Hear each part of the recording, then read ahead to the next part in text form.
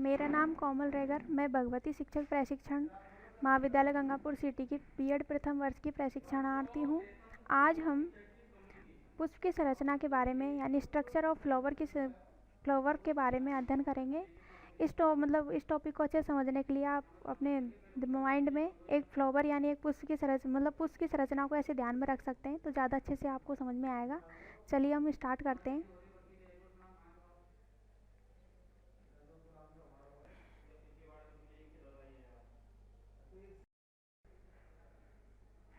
पुष्प के बारे में तो आप जानते ही हैं। पुष्प पौधे का जनन भाग होता है। पेड़ पौधों में जब कायिक वृद्धि हो रही होती है शुरुआत में, उसके बाद में पुष्प का विकास होता है। उसमें पुष्प को जनन भाग क्यों कहते हैं? क्योंकि पुष्प में ही बीजों का निर्माण होता है और उसी से बीजों से ही आगे जाके नए पौधे की उत्पत्ति होती है, इसलिए उसको जनन भाग भी कहते हैं। पुष्प की संरचना की बात करें तो पुष्प के भागों के बारे में पढ़ेंगे। सबसे पहले हम एक प्रारूपिक पुष्प में मुख्य रूप से उसके 4 भाग होते हैं। 4 भाग कौन कौन से? देखिए, आप पुष्प देख सकते हैं सामने। सबसे पहला भाग होता है इसका बाह्यदल, जिसको इंग्लिश में सेपल्स कहते हैं। दूसरा भाग होता है दल, जिसको इंग्लिश में पेटल्स कहते हैं। तीसरा पुंकेसर, स्टेमेंस, और चौथा स्त्री केसर, कार्पेल्स। आप उसमें देख सकते हैं ये जो ग्रीन वाला भाग दिखाई दे रहा है आपको, थोड़ा हल्का सा ऐसे नीचे, पुष्प की जो पंखुड़ियाँ हैं उनके नीचे झुका हुआ भाग, वो होता है इसका बाह्यदल भाग। अभी हम इसके बारे में आगे डिटेल में चर्चा करेंगे। पहले इसको ऐसे ही देख लेते हैं एक बार। और इसका जो रंगीन भाग पंखुड़ियाँ आपको दिखाई दे रही है, इनको बोलते हैं दल। बाह्यदल और दल पुष्प के सहायक अंग होते हैं। सहायक अंग क्यों होते हैं? क्योंकि ये जो अंदर के भाग है पुंकेसर और स्त्री केसर, ये जनन प्रक्रिया में भाग लेते हैं, तो इनमें सहायता करते हैं, इनकी रक्षा करते हैं, इसलिए इनको सहायक भाग बोला जाता है। और पुंकेसर और स्त्री केसर दल के अंदर भीतरी 2 चक्र होते हैं, ये जनन प्रक्रिया में भाग लेते हैं, इसलिए इनको जनन भाग बोला जाता है। देखिए आगे। सबसे पहले देखिए हम बाह्यदल के बारे में अध्ययन करेंगे डिटेल से।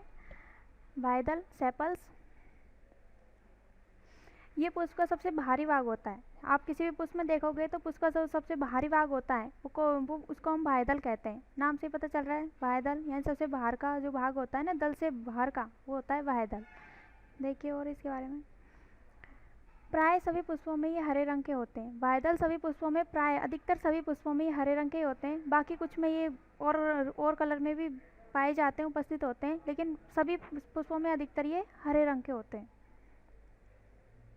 कार्य क्या है इनका, बाह्यदलों का? तो कार्य है, जब पुष्प कली अवस्था में होता है, कली अवस्था में जैसे कोई पुष्प खिला हुआ है, जब वो कली अवस्था में था तो जो सबसे भारी भाग था ना उसका, तो वो सबसे ऊपर था। तो कली अवस्था में क्या कार्य होता है इनका कि जो आंतरिक भाग होते हैं, दल, पुंकेसर, स्त्री केसर, इन सब की रक्षा करने का कार्य करता है। तो पुष्प जब कली अवस्था में होता है तो इसके आंतरिक भागों की रक्षा करता है कौन? बाह्यदल करते हैं। दूसरा भाग है दल, पेटल्स। दल पुष्प का रंगीन पंखुड़ियों वाला भाग होता है। किसी पुष्प में आप देखते हैं जो उसका रंगीन भाग होता है, पंखुड़ियों वाला भाग होता है, वो कहलाता है दल। जैसे आपने गुलाब का, गुड़हल का, गेंदे का, इन सब के फूल देखे होंगे, तो उनमें जो उनका पंखुड़ियों वाला भाग होता है ना, रंगीन भाग, वो क्या कहलाता है? दल कहलाता है। ये सभी पुष्पों में अलग अलग रंगों के होते हैं। अब आपने देखा ही होगा कि गुलाब में, गेंदे में, या फिर गुड़हल में, या फिर और भी बहुत सारे पुष्प हैं, उन सब में दल एक जैसा नहीं होता है, सब में अलग अलग रंगों के होते हैं। जैसे किसी में पीला है, किसी में गुलाबी है, किसी में और कलर का है, तो ये सभी पुष्पों में अलग अलग रंग के होते हैं। कार्य क्या है इनका? तो कार्य क्या है कि ये दिखने में चमकीले और भड़कीले होते हैं। तो जो परागण की क्रिया होती है पेड़ पौधों में, परागकण जब इस तरीके से कि वर्तिकाग्र पे जाते हैं, आगे हम पढ़ेंगे परागण की प्रक्रिया। तो परागण के लिए कीटों को और पक्षियों को आकर्षित करते हैं। आकर्षित कौन करता है? जो अट्रैक्टिव होगा, जो आकर्षक चीज़ होगी वही तो अट्रैक्टिव करेगी। तो पुष्प में जो रंगीन भाग है, चमकीला और भड़कीला होता है, वो दल होता है। तो दल का कार्य क्या है? परागण के लिए कीटों और पक्षियों को अपनी ओर आकर्षित करना। इसके बाद हम पुंकेसर के बारे में पढ़ेंगे, स्टेमेंस। देखिए आपको चित्र भी दिख रहा होगा पुंकेसर का। पुष्प का नर जनन भाग, पुंकेसर पुष्प का नर जनन भाग होता है। क्यों होता है? क्यों कहते हैं इसको नर जनन भाग? क्योंकि जनन प्रक्रिया में जनन की जो प्रक्रिया होती है उसमें जो नर युग्मक होते हैं उनका निर्माण कहाँ पे होता है? पुंकेसर में होता है। इसलिए इसको क्या कहते हैं हम? पुष्प का नर जनन भाग कहते हैं।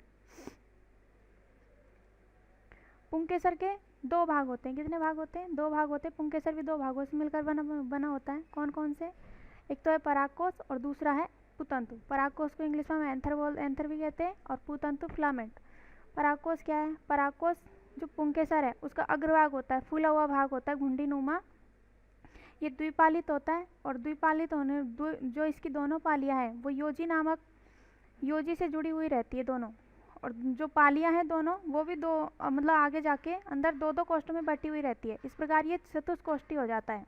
तो हम कह सकते हैं कि परागकोश द्विपालित होता है और कोष्ठों में बांटे इसको अंदर तो चतुर्कोष्ठी होता है। और इसकी जो दोनों पालियां हैं वो योजी के द्वारा जुड़ी हुई रहती है। परागकोशों में क्या होता है? परागकोशों में परागकणों का निर्माण होता है। परागकण क्या है? परागकण परागकोश के अंदर निर्मित होते हैं और वो आगे चल के नर युग्मक का निर्माण करते हैं। इसका निर्माण करेंगे, नर युग्मक का निर्माण करेंगे जो आगे जनन प्रक्रिया में भाग लेते हैं। आगे पुतंतु। पुतंतु क्या है? फिलामेंट। जो ये पुंकेसर का परागकोश वाला भाग होता है इसको पुष्प से जोड़ने के लिए एक तंतु रूपी संरचना होती है, उसको बोलते हैं अपन पुतंतु। कार्य क्या है पुंकेसर का? तो पुंकेसर का कार्य क्या है? परागकणों का निर्माण करना है। तो जो पुष्प में जो परागकण है, नर युग्मक आगे जाके नर युग्मकों का निर्माण करेंगे तो इनका निर्माण कौन करेगा? मतलब कहाँ पे होगा? पुंकेसर के परागकोश में। तो इनका कार्य है परागकणों का निर्माण करना। स्त्रीकेसर, कार्पेल्स। स्त्रीकेसर पुंकेसर के अंदर का भाग है। ये सभी में अधिकतर मतलब इनकी संख्या सभी पुष्पों में अधिकतर तो एक ही होती है, बाकी किसी में इससे ज़्यादा भी हो सकती है। ये पुष्प का मादा जनन भाग होता है। मादा जनन भाग क्यों होता है? क्योंकि जनन प्रक्रिया में जो मादा युग्मक होते हैं, अंडकोशिका है, उनका निर्माण कहाँ पे होता है? स्त्रीकेसर में होता है। इसलिए इसको क्या कहा गया है? पुष्प का मादा जनन भाग कहा गया है। इसके भी तीन भाग होते हैं। स्त्रीकेसर के भी तीन भाग होते हैं। कौन कौन से? वर्तिकाग्र स्टिग्मा, वर्तिका स्टाइल और अंडाशय ओवरी। जो वर्तिका है ये एक नलिका रूपी भाग होता है स्त्रीकेसर का। इसका जो ऊपरी वाला भाग है, अग्रभाग, उसको कहते हैं अपन वर्तिकाग्र स्टिग्मा।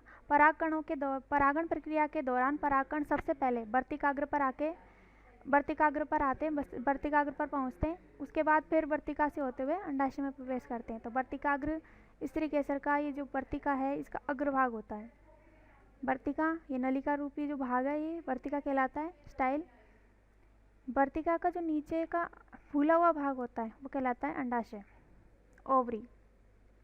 अंडाशय में बीजनुमा संरचनाएं पाई जाती है जिनको अपन कहते हैं बीजांड, ओव्यूल्स। क्या कहेंगे इनको? बीजांड कहेंगे, ओव्यूल्स कहेंगे। और जो अंडाशय की भित्ति होती है चारों तरफ उसको बोलते हैं ओवरी वॉल, अंडाशय भित्ति।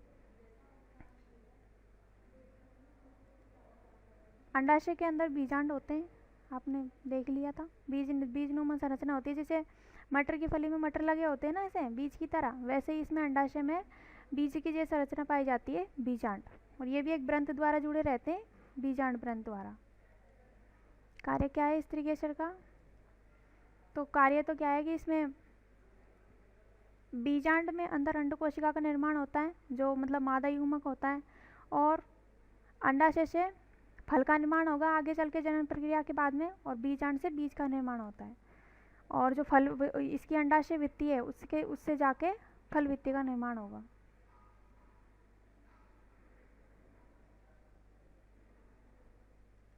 आज की वीडियो में बस इतना ही।